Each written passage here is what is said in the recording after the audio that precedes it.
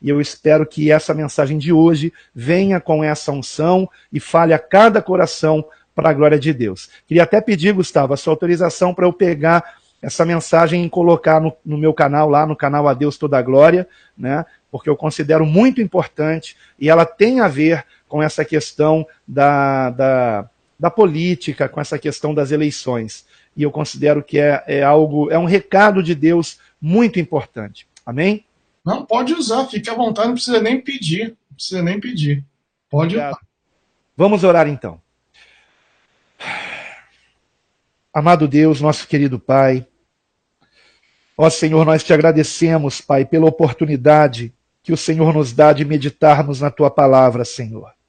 Pai, eu te peço que nesse momento, cada um que está acompanhando este hangout, esteja, Senhor meu Deus, também participando desta oração, Pai. E esteja, Senhor meu Deus, com o seu coração sendo preparado pelo Teu Espírito Santo para receber a poderosa semente da Tua palavra, Pai. E que ela venha operar em nós a Tua vontade para a Tua glória, Senhor. Pai amado, abre o nosso entendimento, Pai, para a Tua palavra, e que ela venha nos transformar naquilo que o Senhor quer que sejamos, Pai, para a Tua glória.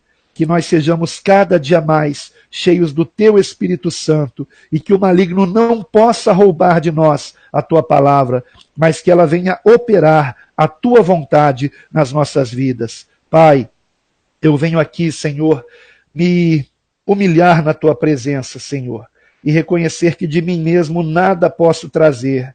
E eu rogo a Ti, Pai, que o Teu Santo Espírito fale através de mim, com cada um dos Teus servos que estão, Pai, atentos à Tua palavra, e que isto seja para a Tua glória, toda a glória seja dada a Ti, para todos sempre.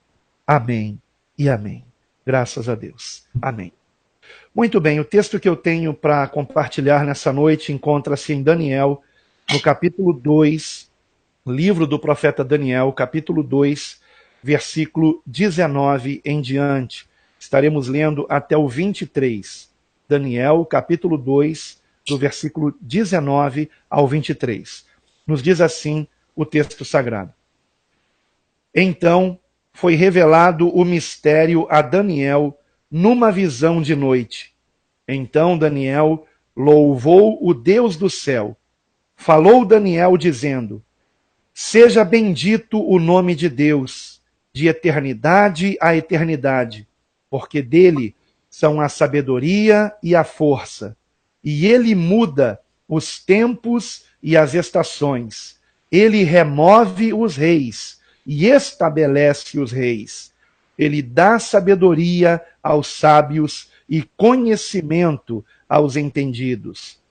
Ele revela o profundo e o escondido, conhece o que está em trevas e com ele mora a luz.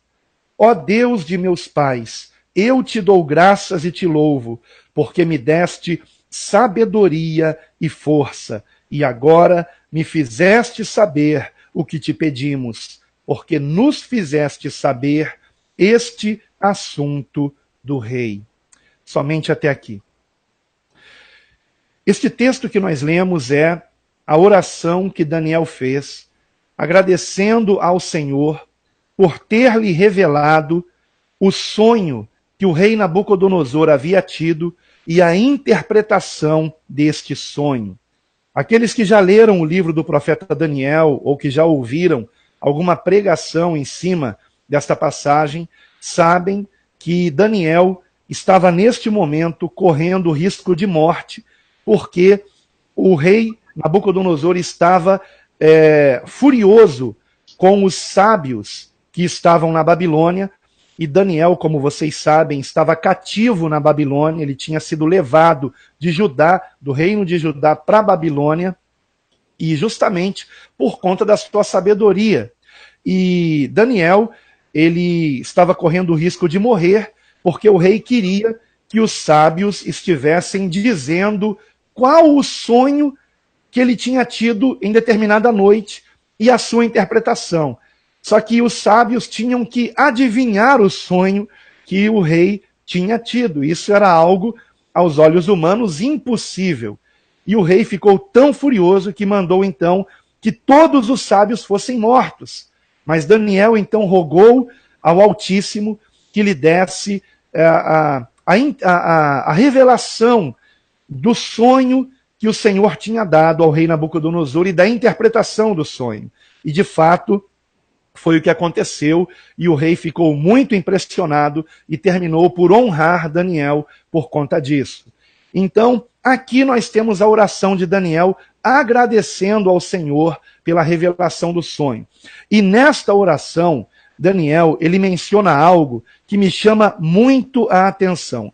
Ele revela aqui vários atributos do Senhor, do nosso Deus, do Altíssimo, mas ele, no versículo 21, diz algo muito interessante, que muitos têm se esquecido nesses dias.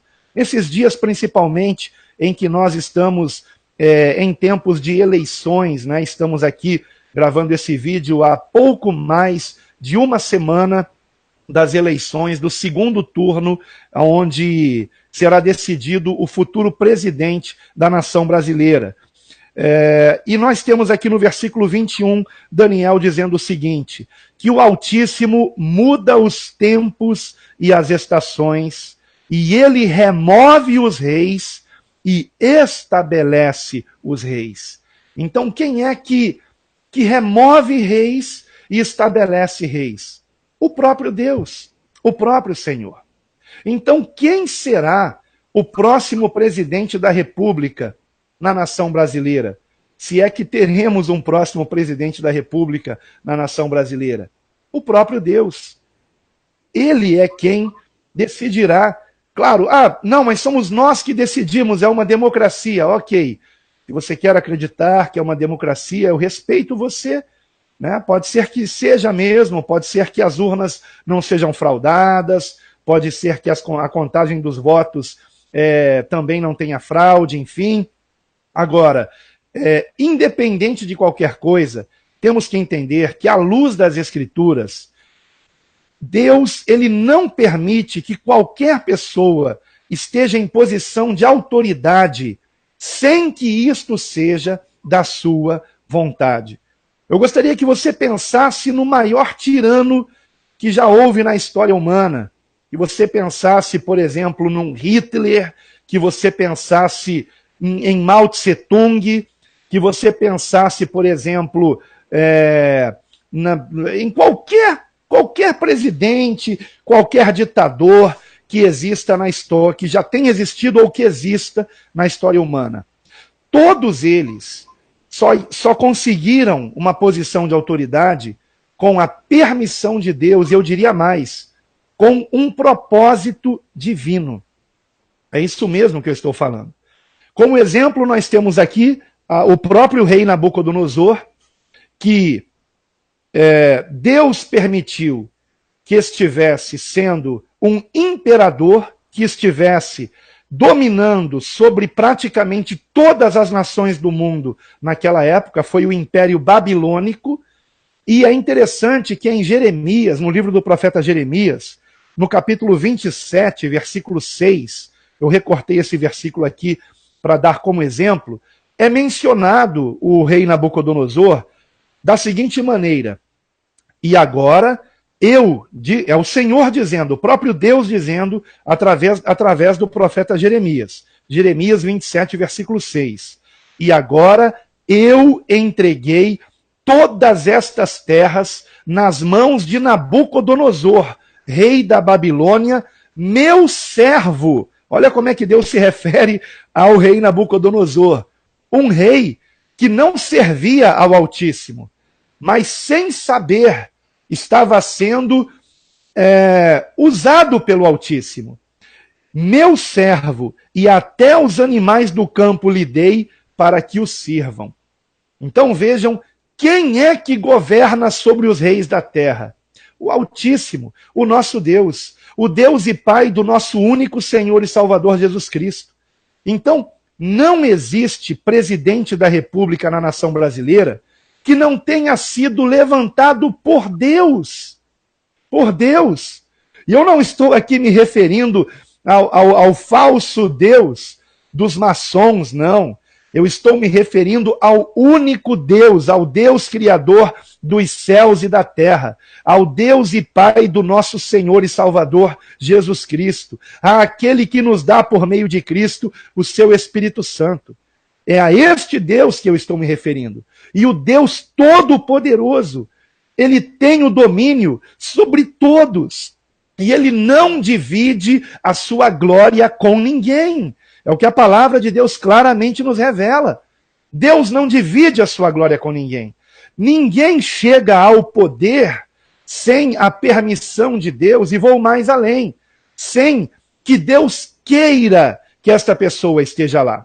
Então, por exemplo, na presente data, nós estamos aqui gravando esse vídeo, este hangout, no dia 18 de outubro de 2018. E neste preciso momento, o presidente da República, por enquanto, é Michel Temer. E quem foi que quis que Michel Temer fosse presidente da República? O Altíssimo, o nosso Deus. Eu sei que nesse momento muitos cristãos ficarão espantados comigo. E se alguém aqui que está acompanhando esse hangout não é cristão, vai ficar mais espantado ainda. O quê? Deus vai permitir um maçom na presidência da República? Pior ainda, Deus vai permitir um ateu, Deus vai permitir uma pessoa tirânica no governo de uma nação. Deus não somente vai permitir, como tem permitido. Nós temos, por exemplo, lá na China, um comunista, Xi Jinping. Nós temos também o mesmo acontecendo na Coreia do Norte. Nós temos na Coreia do Norte a igreja mais perseguida do mundo. No ranking das igrejas perseguidas, a igreja mais perseguida do mundo, segundo o ranking da missão Portas Abertas, a número 1 é a igreja da Coreia do Norte. Ali, se uma pessoa se diz cristã, ela é presa e levada a fazer trabalhos forçados, ou então ela é morta, ela é assassinada se ela não tiver serventia para o governo. Agora, quem permitiu que estivesse no governo da Coreia do Norte? Foi o próprio Deus. Assim como na China, assim como na Rússia, o Vladimir Putin, que já começa a perseguir os cristãos na Rússia, quem permitiu que ele estivesse ali no governo daquela nação? Foi Deus, porque Deus não divide a glória dele com ninguém. E isso está provado na palavra de Deus. O próprio Senhor Jesus foi quem disse, quando estava diante de Pilatos, o Senhor Jesus disse, está isso em João, capítulo 19, versículo 11.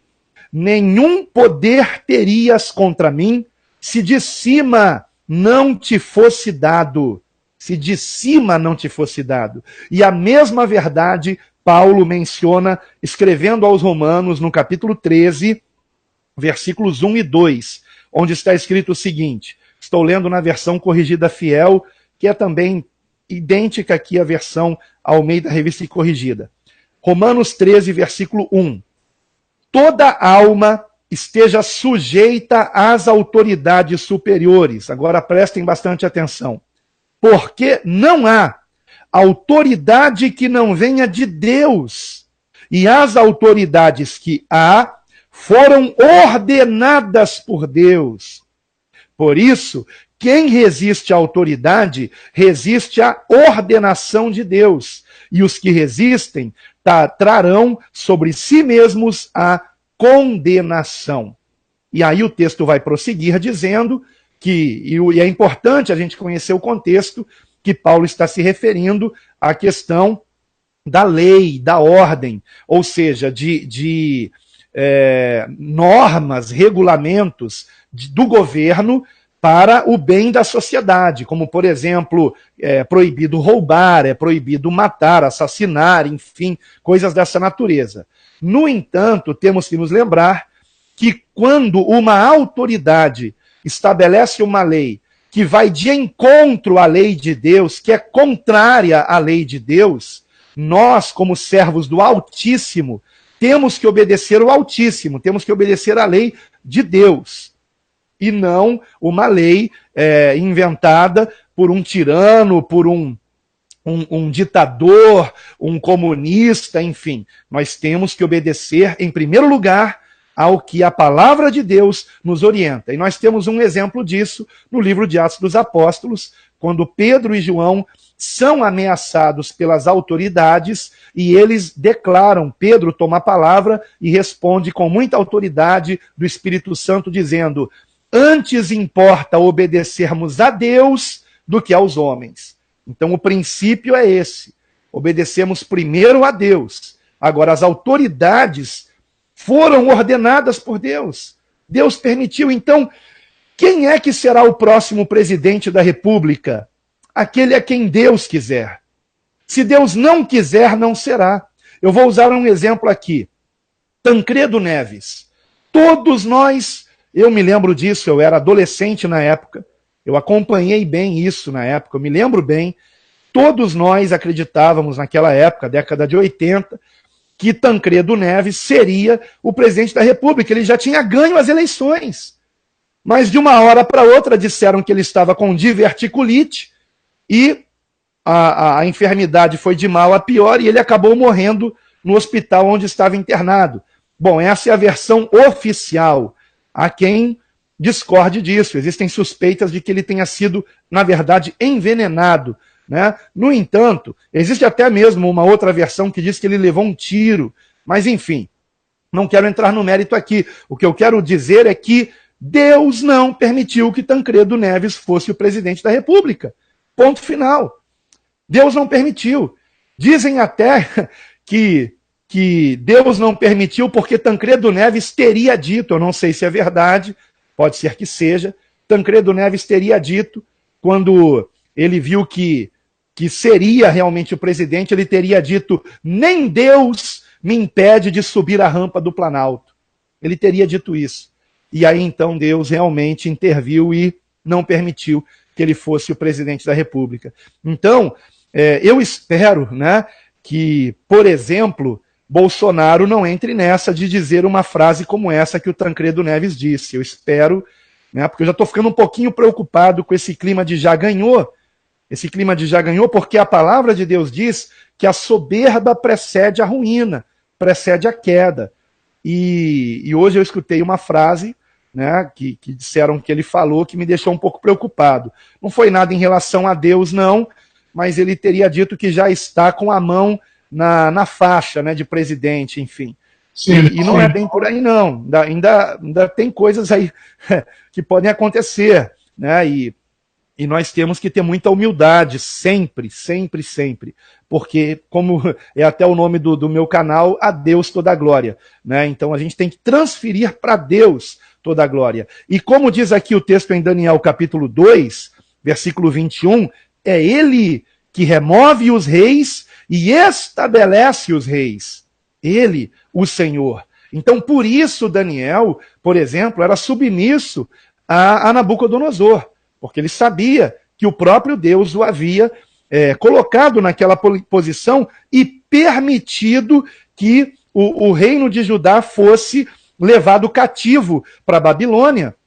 E justamente é por isso que a palavra de Deus nos ensina, e agora eu gostaria de ler a primeira epístola de Paulo a Timóteo, capítulo 2, versículos de 1 a 6, a palavra de Deus nos ensina que temos que orar pelas autoridades. Orar em que sentido? Para que elas morram? Não, para que elas venham se converter a Deus por meio de Jesus Cristo.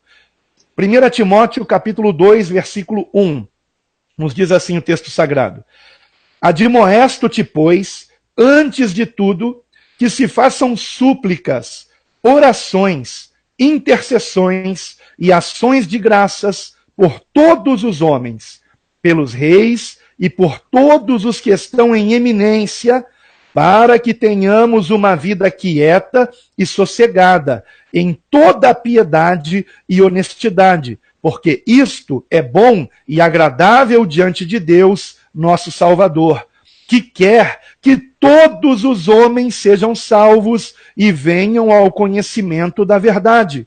Porque há um só Deus e um só mediador entre Deus e os homens, Jesus Cristo, homem, o qual se deu a si mesmo em preço de redenção por todos, para servir de testemunho a seu tempo. Então, nós encontramos aqui uma orientação da parte do Senhor por meio do Espírito Santo, que inspirou Paulo a escrever essa epístola a Timóteo, uma clara ordenança de que nós temos o dever de orarmos pelas autoridades. Temos o dever. Agora, será que temos cumprido esse dever?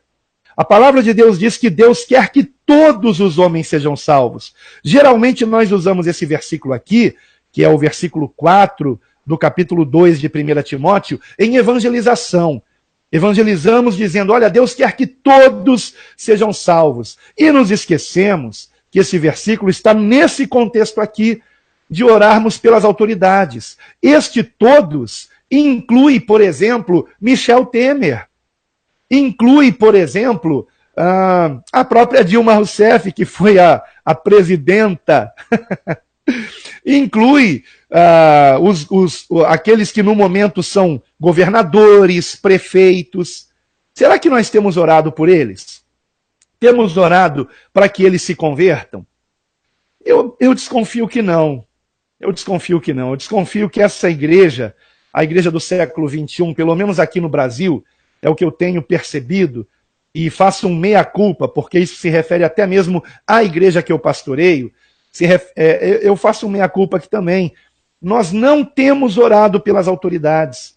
Nós não temos nos lembrado de orar, não. Será que, dentre aqueles que estão aqui acompanhando esse hangout, que estão nesse momento, aqui até participando dele, escrevendo alguma coisa, deixando um comentário, quando foi a última vez que você orou por Michel Temer? Quando foi a última vez que você orou pelo governador do seu estado?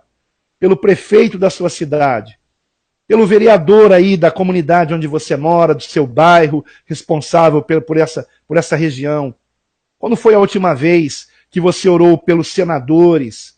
Quando foi a última vez que você orou por qualquer pessoa investida de autoridade?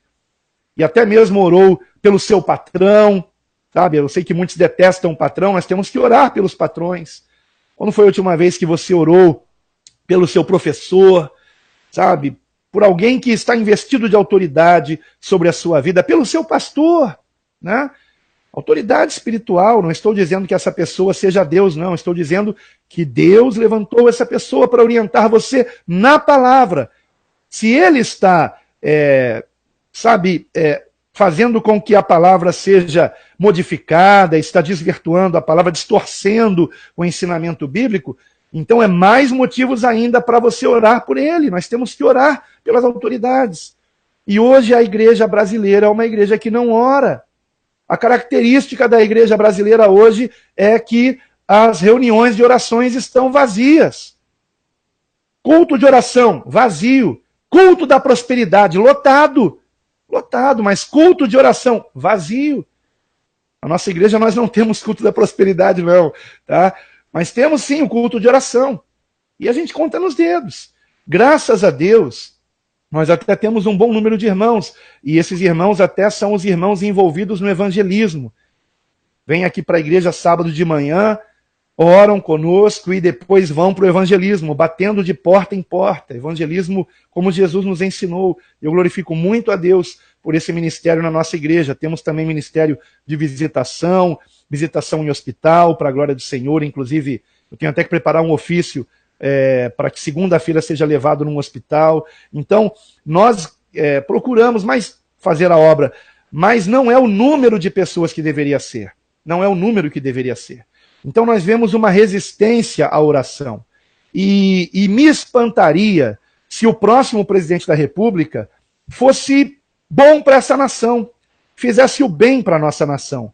E me espantaria por quê? Porque o que eu encontro na palavra de Deus é que uma das formas de Deus punir uma nação que virou as costas para ele, é por meio de maus governantes. De maus governantes. Então, por exemplo, vou dar um exemplo aqui.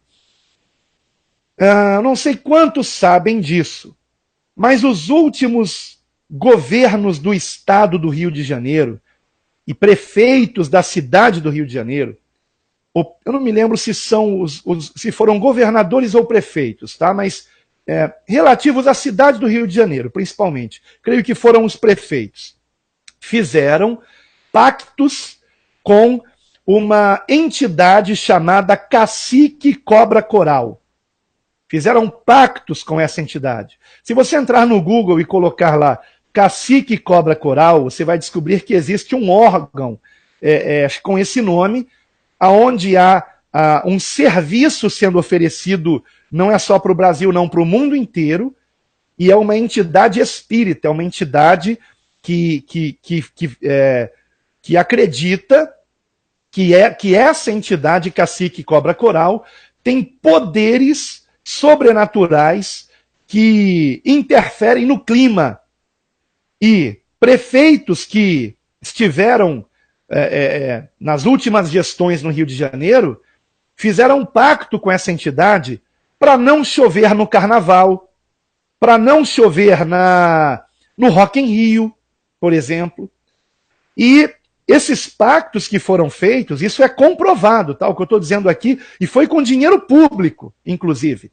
Esses pactos que foram feitos, eles não teriam consequências?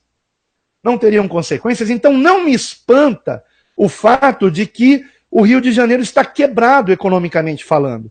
Está falido economicamente falando. Quando, por exemplo, eu venho de São Paulo para o Rio, é nítida a diferença, né, entre as ruas das cidades do Rio de Janeiro, do estado do Rio de Janeiro, de qualquer cidade do Rio, e as ruas de qualquer cidade do estado de São Paulo.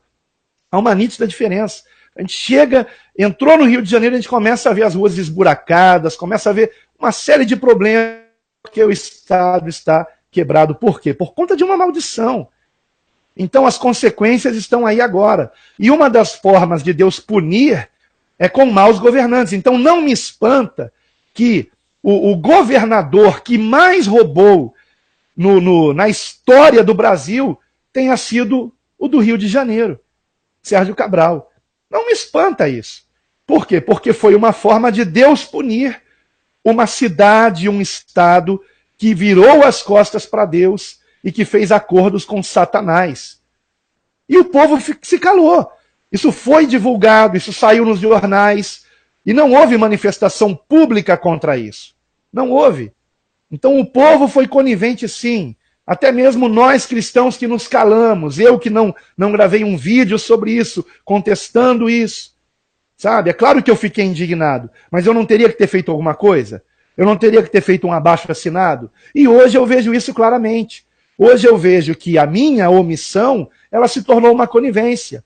Então eu tenho que orar como Daniel ora no capítulo 9, fazendo um meia-culpa. Por exemplo, tomando sobre mim os pecados da cidade também. Porque a partir do momento que eu me calei, eu me tornei conivente com os erros dos governantes que nós mesmos colocamos lá. Se é que estamos numa democracia. Então, eu encontro, por exemplo, claramente esse ensinamento de que Deus pune uma nação colocando nela maus governantes, quando a nação merece ser punida, em Isaías capítulo 3, versículos de 1 a 5. Onde nos diz assim o texto sagrado. Isaías 3, versículos de 1 a 5. Inclusive eu já preguei nesse texto. Diz assim o texto sagrado. Porque eis que o Senhor Deus dos exércitos tirará de Jerusalém e de Judá o bordão e o cajado, todo o sustento de pão e toda a sede de água, o valente e o soldado e o juiz e o profeta e o adivinho e o ancião, o capitão de 50 e o respeitável e o conselheiro e o sábio entre os artífices e o eloquente. E dar-lhe-ei jovens por príncipes e crianças governarão sobre eles. E o povo será oprimido, um será contra o outro e cada um contra o seu próximo. O menino se atreverá contra o ancião e o vil contra o nobre. Eu vejo aqui um retrato do que está acontecendo no Brasil. Um contra o outro. Eu sou de direita, eu sou de esquerda, não é verdade? Um contra o outro. É do jeito que o diabo gosta. O diabo quer isso aí. O diabo quer o povo dividido e os cristãos divididos também. É isso que o inimigo quer. Então a palavra que eu trago aqui hoje é justamente uma palavra de paz, uma palavra de pacificação. O próprio Senhor Jesus nos ensinou a pacificarmos, porque sabemos que a quem interessa que estejamos divididos? A quem interessa que nós estejamos até perdendo amizade com irmãos em Cristo? Interessa apenas a Satanás, interessa apenas ao diabo, interessa aos demônios. O Senhor quer que estejamos unidos, e a unidade está na sua palavra, na sua palavra. Olha, eu vou dizer uma coisa para você que está me ouvindo aqui nessa hora. Não importa em quem você vai votar, sabe? Se você vai votar, vote com a consciência tranquila, pura, escolha direitinho e vote. Eu não quero aqui influenciar o seu voto. Porém, lembre-se de uma coisa. Quem vai assumir o governo da nação brasileira é aquele a quem Deus quiser. E se o governo desta nação for de direita ou de esquerda, não importa, uma coisa eu sei. A nação vai continuar indo de mal a pior. Porque é isso que o povo brasileiro merece. O povo brasileiro continua merecendo ser oprimido por maus governantes. Me desculpem aqui a sinceridade, mas é isso que eu encontro na palavra de Deus. Eu estou compartilhando com vocês o que o Espírito Santo de Deus tem falado comigo na palavra, tem falado comigo claramente em relação ao que está por vir. E não somente eu, mas muitos irmãos em Cristo têm tido sonhos pavorosos com o futuro da nossa nação. Pavorosos. São muitos irmãos sonhando que a nossa bandeira se torna vermelha. Eu não sei se isso significa comunismo ou se isso significa muita morte, muito assassinato. Enfim, de uma forma ou de outra, deixa de ser verde e amarela. Eu tenho recebido áudios de irmãos que entram em contato diretamente comigo para compartilhar de sonhos, aonde dizem que vêm as ruas tomadas de militares e perseguição contra a igreja. E é isso que a igreja merece aqui no Brasil. É isso que a igreja aqui merece. Por que a igreja aqui merece ser perseguida? Porque os pastores deixaram de pregar o verdadeiro evangelho, deixaram de pregar sobre santificação, deixaram de pregar sobre arrependimento de pecados, deixaram de pregar sobre a volta de Cristo, deixaram de pregar sobre o inferno, deixaram de falar que os demônios existem sim, e que os pecados abrem portas para demônios, deixaram de pregar a verdade, ao invés de pregarem o que o povo precisa ouvir para se arrepender e se converter a Cristo, pregam o que o povo quer ouvir, para terem a casa cheia. Não é isso? E por conta disso, desde que a pregação do evangelho mudou, de cerca de 25 anos para cá, é que nós temos visto a moralidade ir por água abaixo, inclusive a ponto de, outro dia me xingaram, me chamando, sabe de quê? De moralista. O senhor é moralista. Quer dizer, hoje em dia nós guardarmos a moral e os bons costumes virou xingamento. Virou xingamento. Sabe? Outro dia me disseram, Jesus não era moralista. Ah, não. Não, Jesus não era, não. Jesus, ele era contra os bons costumes, então. Jesus, então, ele era a favor de tudo que não presta. Mas de onde é que tiram essa ideia? De onde é que tiram isso? Então, a partir do momento que os pastores, os pregadores, distorceram a mensagem, não pregam mais todo o conselho de Deus, mas apenas aquilo que lhes convém, e pior do que isso, mergulham no pecado. Quantos são hoje os pastores, pregadores, sejam eles evangelistas, enfim, bispos ou qualquer outra função que tenham eclesiástica, quantos são aqueles que estão em pecado? Quantos são aqueles que estão em fornicação? Quantos são aqueles que domingo estão atrás do púlpito e durante a semana estão atrás de uma tela de computador vendo pornografia? Quantos são aqueles que estão traindo a esposa? Quantos são aqueles que estão pregando, estando no segundo casamento, e pior até no terceiro? Outro dia eu fui comentar sobre um pastor, com um irmão que é novo aqui na igreja, e eu não sabia que ele ia identificar de quem eu estava falando. E quando eu contei a história, eu falei que aquele pastor, escutem isso, aquele pastor era um pastor auxiliar e cantor gospel também. E ele foi procurar o pastor titular da igreja no gabinete para dizer que ia se separar da esposa. E o pastor, ele ficou assustadíssimo com aquilo e disse, mas o que você tem na cabeça? Você não conhece a palavra de Deus? Você não sabe que isso é pecado? E aquele pastor auxiliar respondeu para ele, ah, pastor, eu mereço ser feliz. Veja só o Sérgio Lopes, ele também é pastor, está no segundo casamento e é feliz. Outro dia eu vi uma entrevista dele dizendo que ele é feliz agora, no segundo casamento. O que tem? Eu também posso. Se ele pode, eu também posso. E o pastor auxiliar não ouviu o conselho do pastor titular, que é meu amigo, inclusive, e foi para o segundo casamento. E quando eu contei essa história, eu contei já sabendo que ele estava no terceiro casamento. Só que esse irmão que é novo na igreja disse, não, pastor, ele já está no quarto casamento. E ele continua pregando e continua gravando CD gospel. É assim que está a igreja evangélica brasileira. É assim que está. E, como se não bastasse, pastores se envolvendo em maçonaria. Porque eu acredito que todo pastor, mais cedo ou mais tarde, hoje em dia, ele vai receber convite para a maçonaria. Eu recebi 3 convites para a maçonaria. Não sei quem convidou. Recebi por e-mail convite para a maçonaria, para preencher um questionário, né? E enviar de volta para ser analisado e eu entrar na maçonaria. E eu rejeitei os 3. Eu não quis nem saber, nem cliquei no link ali para abrir o questionário, nem me interessou saber que perguntas tinham ali, nem me interessou. Na mesma hora eu repreendi aquilo em nome de Jesus. Foram 3 vezes que aconteceram e graças a Deus nunca mais aconteceu, até porque agora eu falo claramente a respeito disso, que é satânico, que não tem como um pastor entrar na maçonaria, porque ainda que ele só vá dizer lá no grau 30, que como foi dito aqui no início, que antes de começar a pregação, que eles dizem que Bafomé é Deus, ainda que ele só vá saber lá no grau 30 que ele está servindo Bafomé, lá no primeiro grau, lá na iniciação, todos que iniciam na maçonaria têm que repetir a seguinte frase, estou saindo das trevas e indo para a luz. Como que um servo de Cristo vai dizer uma coisa dessa?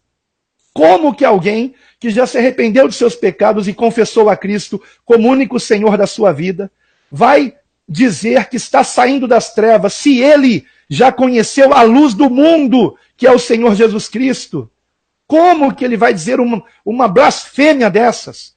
Então, entrar na maçonaria é apostatar da fé. E hoje está cheio de pastores apóstatas, cheios de falsos pastores por trás de púlpitos. E eu, então, faço uma pergunta aqui. A nação brasileira merece um bom presidente? A igreja evangélica brasileira merece não ser perseguida? Né? Então eu vou dizer uma coisa que eu tenho certeza que haverá perseguição, teremos dias difíceis pela frente, porque é isso que essa nação merece. A nação brasileira é a nação, ou talvez a segunda maior, porque a primeira talvez seja a Índia, mas a nação brasileira, sem dúvida nenhuma, está entre as maiores nações mais idólatras do mundo, e não é só católico que idolatra, não, e nem espírita. É também evangélico, porque evangélico não idolatra imagens de escultura, mas idolatra cantores gospel, idolatra pastores famosos, não é verdade? Idolatra homens, idolatra o dinheiro. Quantos gananciosos, hein? Fazendo campanhas para ter mais dinheiro, ao invés de arregaçar as mangas e estudar e trabalhar com honestidade para ter um dinheiro abençoado por Deus. Quantos são aqueles que estão na igreja por ganância, por interesse? Isso é idolatria. A avareza é pecado de idolatria. Então, uma nação idólatra, uma das nações mais promíscuas do mundo, se não a mais promíscua, porque o último levantamento que foi feito em relação à internet, a nível de de promiscuidade no mundo, constatou que o país do mundo em que mais se acessa pornografia é o Brasil. Pegando todos os brasileiros que têm acesso à internet, mais de 50%, se não me falha a memória, 53% a 54% dos brasileiros acessam pornografia com regularidade. Mais de 50% dos brasileiros que acessam pornografia, que acessam a internet, acessam pornografia com regularidade. Ou seja, toda semana está dando uma espiadinha em pornografia. E isso não aborrece a Deus? A palavra de Deus declara que por essas coisas vem a ira de Deus. Então o Brasil merece a ira de Deus. É um dos países mais promíscuos do mundo. Nesse país existe o turismo sexual, o turismo erótico. Não é verdade? Que acontece isso no Brasil? Pedofilia no Brasil, prostituição, com aprovação até mesmo das autoridades. Então, é um país altamente violento, um dos países mais violentos do mundo é o Brasil. E a violência também é algo abominável para Deus. Por tudo se discute, por tudo se agride, por tudo se mata. Por uma bobagem se mata nesse país. É absurdo o que acontece aqui. E um dos países mais corruptos do mundo também. E a corrupção está, como eu já disse aqui, até nos altares das igrejas. Porque a palavra de Deus está sendo corrompida. Então, como que eu posso esperar algo de bom para essa nação? Eu não posso esperar.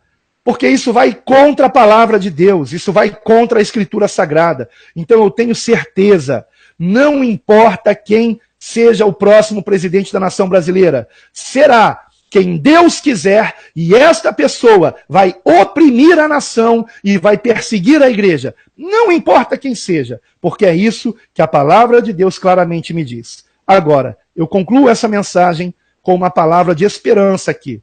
Uma palavra de esperança baseada em Ezequiel, capítulo 14, versículo 12 em diante, que nos diz assim, e eu já preguei uma mensagem sobre isso, intitulada Noé, Daniel e Jó. E aqui eu tenho então a seguinte mensagem, Ezequiel, capítulo 14, versículo 12. Veio ainda a mim a palavra do Senhor dizendo, Filho do homem, quando uma terra pecar contra mim, veja que interessante, o texto diz quando uma terra, inclui o Brasil.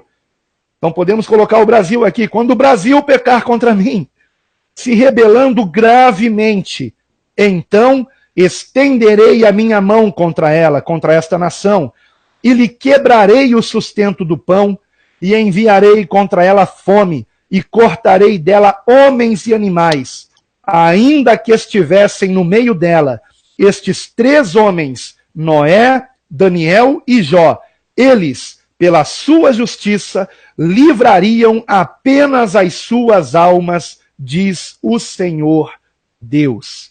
O texto vai continuar até o versículo 20, eu não vou ler tudo aqui, mas a ideia é a mesma, e no versículo 20 é dito algo ainda mais forte, diz assim, ainda que Noé, Daniel e Jó estivessem no meio dela, vivo eu, diz o Senhor Deus, que nem um filho, nem uma filha eles livrariam, mas somente eles livrariam as suas próprias almas pela sua justiça. Apenas as próprias almas. O que eu quero dizer com isso? Que quando vem o juízo de Deus sobre uma nação, e o juízo de Deus já chegou nessa nação, já chegou no Brasil, mas vai piorar, vai apertar mais ainda. Quando o juízo de Deus vem sobre uma nação, há uma esperança para quem for como Noé, Daniel e Jó.